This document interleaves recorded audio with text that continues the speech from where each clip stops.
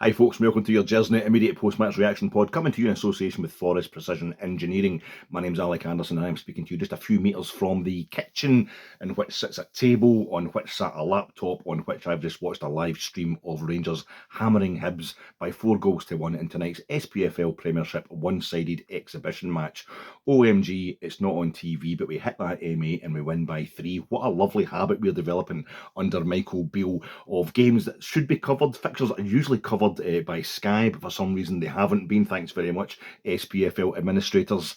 Games where it looks like we're going to slip up, but games that we're heading onto the M8, we're going via Hart Hill through towards Auld Reekie, and we come away with 3-goal wins. Michael Beale, who remember, was only winning games but couldn't get a complete performance out of Rangers. I think we've had 3 in the past 6 weeks or so that tell us this manager knows what he's doing. The only reassurance I was looking for over these 2 fixtures against Kilmarnock and against Hibs tonight was that we were going to kind of recover from the League Cup final defeat. It wasn't going to be a response. We won't probably respond to the League Cup final defeat until we beat Celtic, until we win the League Cup or any other trophy, any other major trophy. But we needed to make sure that the Michael Beale reign, short as it is, he's still a rookie manager. We need to see that it wasn't going to kind of throw him off balance, that major defeat, and the kind of overreaction it engendered from the support at large. Not a bit of it. Saturday, the 3-1 win over Kilmarnock, I wasn't convinced that was going to be enough in itself. I thought this was still a potential banana skin tonight. It was a kind of 2-part response we required to that League Cup final. And now we've gone from a Hampden defeat to we're playing a game on Sunday where we're going to try and get ourselves back to Hampden. And in between times, not only will be a good, decent, solid 3-1 win over Kilmarnock, in which we blew them away in the first half, started a game quickly in response to one of the problems that we've had under Michael Beale. Tonight, we weren't even thinking about League Cup finals. We weren't even thinking about, how the club's going to go forward and what have you. We were just enjoying the show. What a football match. We're going to have to learn, we're going to have to get a word for this, because I'm saying football match. A football match usually involves both teams. Hibs were trying their damnedest. This wasn't a Hibs team that was down to 9 men or something, or had a few injuries. They were trying their damnedest, but they just could not get out of their own half. They could barely get out of their own box. We're looking at, a minute of injury time at the end of the first half, 2 minutes at the end of the second half. You're looking at in total about 85 minutes of constant possession and constant pressure from Rangers. I'm not talking sideways passes here. I'm not talking about Hibs just sitting off us and being content to only lose by 3 goals. Rangers were just gorgeous to watch. It was so entertaining apart from anything else. Everything had a point to it. We're doing rondos in the Hibs box at one point, for God's sake. It was as kind of daring and entertaining and just lovely to look at as that little blue ribbon holding up the golden locks of Todd Cantwell's hair. Folks, we need to find a name for it, as I say. We need to... Beale ball, disingenuous, too much like Ange ball, and also we pay top dollar for too many players that turn out to be kind of bottom dollar types of players. The Michael miasma, that's a bit convoluted. I'm thinking Mickey Taka would be quite good if it wasn't for a few kind of historic, sociological reasons that will stop Rangers fans using Mickey Taka. I'm thinking Bielspiel. Ballspiel, the German phrase associated with football clubs in Germany, maybe Bielspiel, because it's the way we play, and we do play. It's gorgeous. It's absolutely gorgeous to watch when we're in this kind of form. When we're blowing teams away like this, it's becoming more and more of a habit. We can't say complete performance tonight because we went behind. We went behind after 8 minutes. We had 2 Rangers players scoring in the first 12 minutes. Unfortunately, Connor Golson was one of them, scoring into his own net. Really emotional Easter Road this evening.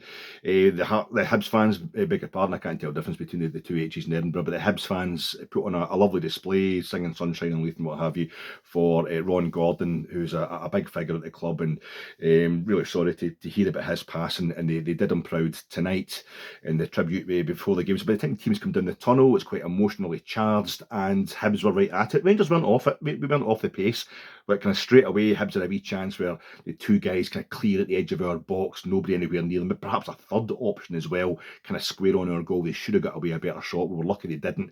And then the goal they scored from, we were really kind of starting off where we left off on Saturday, conceding that horror goal at a corner to Kilmarnock. Again, another set piece, horribly defended by Rangers, floated from the left-hand side of our box right across to the right-hand side as I'm looking at it on the television, kind of into the Borna Barisic area, if you like, and Borna was nowhere to be seen. Maybe he's not the man to be blamed, I don't know, but Hibs were allowed to just put the ball right across the face of our goal. I'm thinking, there's a guy on the line, Hibs player on the line, he's put it in, he's offside, it'll be okay. Action replay showed it was actually Conor Goldson that had put it away just from the sheer kind of pressure that Hibs had managed to get from that goal. And you thought, this could be it. We just heard that Celtic had gone behind to Hearts at Parkhead, and it felt like maybe this is the moment.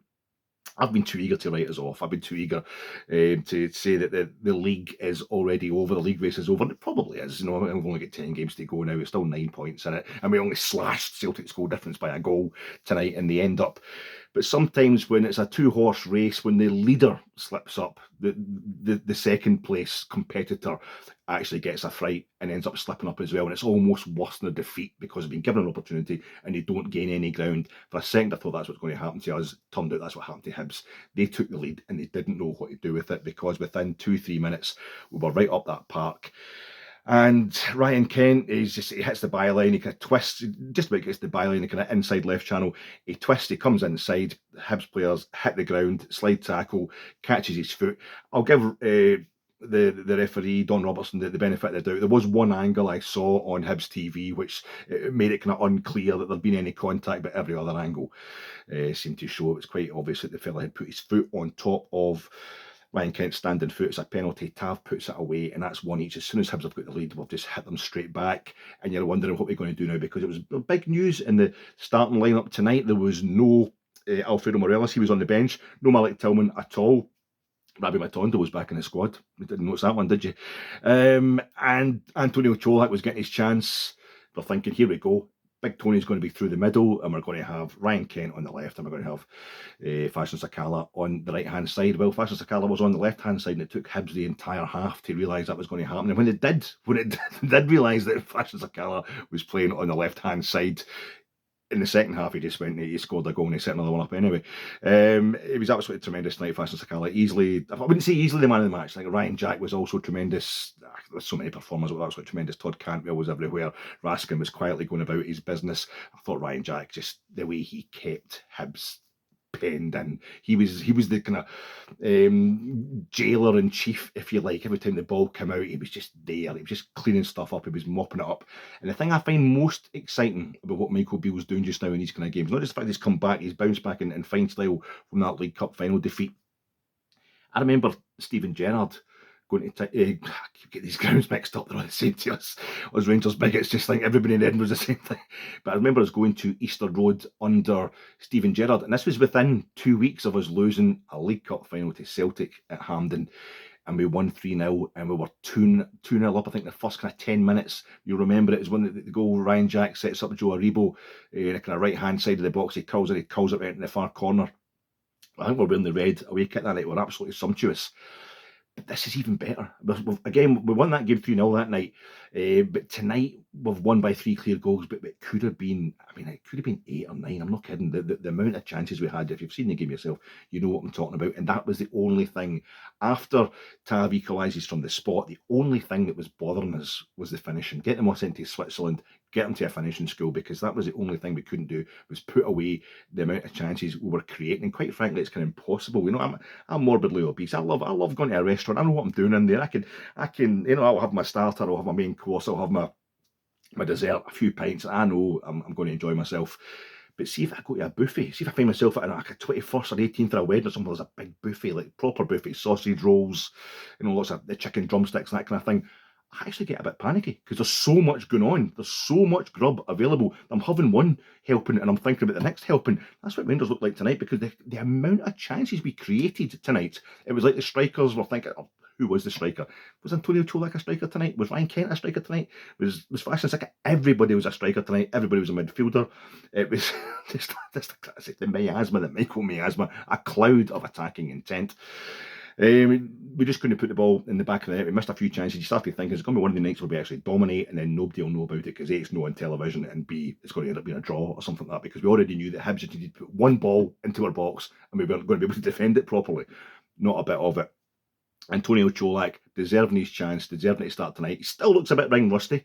He had a wee moment where he was kind of had the ball in the box. Remember the chance he laid off for Fashion Sakala on Saturday against Kilmarnock? Well, tonight Tony thought, I'm going to try and turn and put this into the back. I could almost hear the creaks in his hips and his joints as he tried to wheel round. It reminded me of a letter that was sent in when Saturday comes once about Robert Huth, when Robert Huth was at Middlesbrough. He did a turning circle of an ocean-going oil tanker. It was taking a while to get turned round, and it was deflected away. Borna Barisic, a lovely outside of the boot cross from Todd Cantwell on the right-hand side. Borna meets it with a volley towards the near post. Great save from David Marshall in the Hibs goal. Ryan Kent missed a cracking chance set up by Fashion Sakala, and Fashion Sakala down the left was causing havoc. He was fantastic tonight on the left-hand side. It seemed to suit him a lot better. He put another one in. Antonio Cholak, who missed it from, I think, 6 yards out or something like that. We were creating so many chances, we weren't putting them away. But then the second goal we scored, it's Raskin and Cantwell are in there. These are the guys who weren't playing that night at Tynecastle. Raskin, Cantwell, Cholak, Ryan Jack didn't start that night either. So we've got 4 differences to the squad. We've yet another performance like it. This is the manager. This is the manager who's doing this. This is his blueprint. He's the thing I'm talking about, that Gerrard performance where we won 3-0 at Tynecastle back in Easter Road back in 2019. This was better. This was more fluid. That was comprehensive enough, and that was a sign of a team that we're eventually going to win the league the following season. This is a team who are even more fluid, even more exciting, and even more dominant, and it's all to a purpose. So it ended up, as I say, with Raskin coming in and intercepting the Hibs player. I think it was a halfway line. He then gets it forward really quickly to Ryan Kent, who lays it off even quicker to Sakala down the left-hand side. Fashion puts it in. It's that lovely thing. Just that when you see the class, the nous, the experience. Big Tony goals. He knows where the ball's going, and he heads in and he gets there between 2 Hibs centre halves, and he gets that touch near post past the goalkeeper, glides the ball under David Marshall. It's a very sumptuous goal. Hibs TV coverage cut out at that point. I thought they were in the huff, but I have to say, Hibs TV, this is about the fourth, fifth, you'll be the same yourself, maybe, especially during COVID, that I've watched a game via another club's TV, in-house kind of coverage. Absolutely no problems at all. There was no kind of raging bias. And you're thinking, this is actually better than the Sky and the BT coverage, if you like. Sky particularly applying it. It's definitely better than the BBC Scotland coverage. It's a thing to note, a strange thing, because there's no love lost between Rangers and Hibs. I don't have a lot of time for Hibs at all, but fair play to them. That was quality coverage tonight. They were really complimenting Rangers. But we had the all blue strip on, and we kept going to say the only thing that was bothering me was the chances we were missing. Are we going to regret that? Todd Cantwell, the way he was playing, really aggressive. I think he's got a lot to prove, Todd Cantwell. He looks like a man on a mission, and it's fantastic. And he's playing on the edge, which is what we need. We need more aggression, we need more of that. But I think it was well noticing on Saturday, he does the old extender foot thing where he puts his foot up a bit, 6'4" in the air to bring a ball down. I was wondering if he was going to end up, connecting with somebody's eyeball or something, getting sent off. It could all go wrong in the second half. Quite the opposite. No changes, lined up the same way. This thing where Ryan Kent seems to be going through the middle. Tony Cholak seems to be a bit further out wide to the right. Todd Cantwell was basically just covering everybody. He was he's like a circle. If you look, remember that thing you used to do in school where you would get a pin and a bit of string coming from it, and a pencil and a bit of string just to draw the perfect circle. Well, Cantwell was a kind of perfect circle round the pin of Raskin and Ryan Jack. And then this Ryan Jack, he's a one-man kind of wall. He just moved about that park, just letting the ball bounce off him almost. The way we were dispossessing Hibs players, it was contemptuous. We were at a different level from them fitness-wise.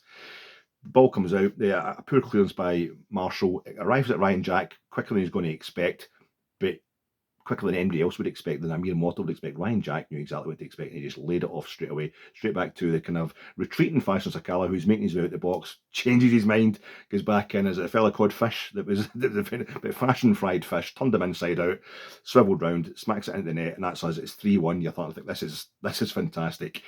Next thing, about 5 minutes later, Ryan Kent is doing the old soft shoe shuffle, shimmy shammy on the right-hand side of the Hibs box. He checks it back to Fashion, who lays it off to Cholak, and it was I thought at the time it was a deflection at the bottom corner, but you saw the replay from behind the goal. It was just a beautifully placed finish, an artisan, a craftsman at work. Big Tony goals, slotting that one in. After that, I say the only danger to the result was the snow coming on. We thought maybe if downpour gets any worse, the game's going to end up getting cancelled. We'll have to replay it. There's no way we can turn this exhibition on for a second time at the same place. No danger, didn't develop into anything. We had a flurry of chances after that as well, no pun intended with the snow, but we didn't actually take advantage of any more. And about 12, 13 minutes to go, we had a kind of quintuple substitution. And the thing I liked about that was, I think with Hadji, Arfield, Scott Wright, Alfie, and who else, one other come on. The thing I liked about it was Alfie wasn't in the huff. He's kind of shaking hands with Sakala and having a big cheesy smile on his face because he was kind of ignoring. It seems like he was ignoring Cholak, and I'm worried, are we going to get Alfie in the huff here? Because that's 2 games Detroit. He's not started. He's going to just maybe want to run down the season. No, he didn't really do a lot. Alfie had a couple of half-hearted attempts at shooting on goal, but no, he was absolutely seemed to be absolutely fine the way things have gone. So hopefully we're going to get Alfredo Morelos back into the groove. He's had a bit of rest, maybe allow him to do some fitness and get rid of a bit of that big tummy he's got, says me hypocritically. The beautiful thing is now we've got Wraith Rovers at Ibrox on Sunday, and then it's a game every week. Less than that, we've got the international break for the kind of last 2 weeks of the month, and then we've got a game every week going up to Scottish Cup semi-finals, fingers crossed, and maybe into the break, the split at the end of the season. Gives Michael Beale a chance to get this developed more because he seems to have been working minor miracles in training. Rangers are definitely flying. They're definitely looking good, and I hope you guys enjoyed that as much as I did. I know that John and Stuart will definitely enjoy talking about it on Friday night's preview pod before the preview the Wraith Rovers game in the Scottish Cup quarter-final on Sunday. I hope you guys will enjoy listening to them as much as I've enjoyed talking about a fantabulous win for the Jers tonight. See you later, folks.